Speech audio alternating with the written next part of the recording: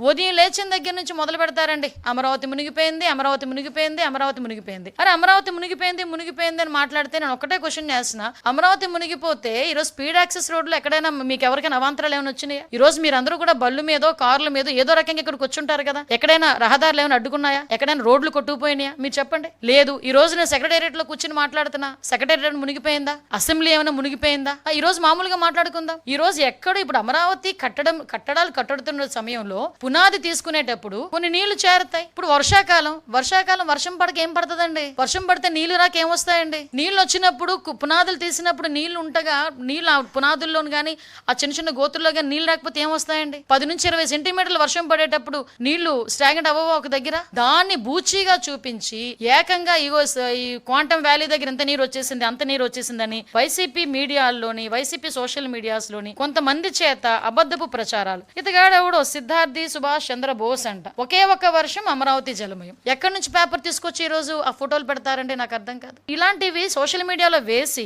ఇగో దీని గురించి అమరావతి కోసం 3 రిజర్వాయర్లు ఎందుకు, అమరావతిని ఒక రిజర్వాయర్ గా కడితే పోలే, 3 పంటల పండనేలా రిజర్వాయర్లు నీళ్లు పుష్కలంగా ఉండే కదా అంటే ఇలాంటి ఒక రకమైన నెగిటివ్ యాంగిల్లో ప్రొజెక్ట్ చేయడం ఇది ఒక్కటే కాదండి. ఇలాగా ఒక మూకుమ్ముడిగా అమరావతి మీద దాడి చేశారు. ఈ రోజు అమరావతి అనేసరికి ఒక ఆంధ్రప్రదేశ్ ప్రజల సెంటిమెంట్.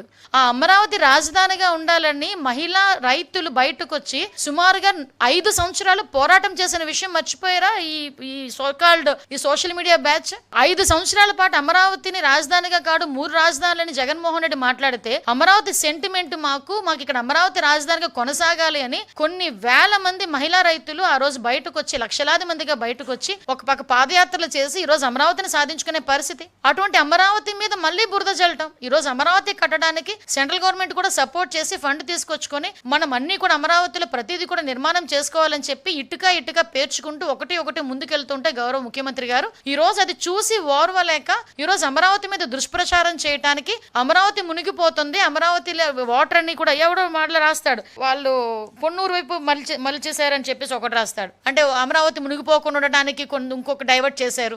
వీళ్ళే ఏదో వచ్చి కాలువలు తవ్వినట్టు, వీళ్ళే సిచ్యువేషన్ లో వచ్చి కూర్చొని మాట్లాడినట్టు, అంటే ఏదో పేపరు పెన్ను ఉంది, కీప్యాడ్ ఉంది, మొబైల్ ఉంది, మా నచ్చినట్టు రాసుకుంటామంటే ఎలా అవుతుంది? మేము ఇలాంటి వాళ్ళ మీద కేసు పెట్టకూడదా? ఈ రోజు ప్రజల్లో ఒక రకమైన ఆందోళన కలగదా?